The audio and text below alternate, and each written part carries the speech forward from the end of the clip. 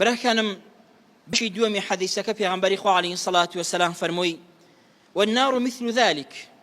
أقرش أعوالتا نزيك في غنبري خو عليه الصلاة والسلام فرموي إن العبد ليتكلم بالكلمة عبدي وهي كلمة يقدر تنها يقصيه يقوشيه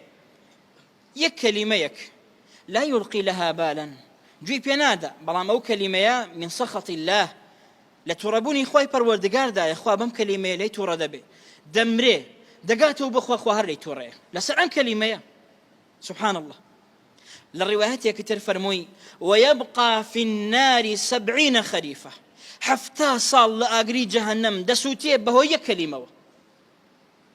براي بريزم بزانا بخوا كلمة كان والله حقا نيو كلمة بشيك لكلمة أقامان ليبه جاري واه قسەیەک دەکەی گوێی پێ نادەی بەڵام بەخوا لەوانەیە لە دینی خوا کوفر بێن قسەیە خوا پەنابان بدە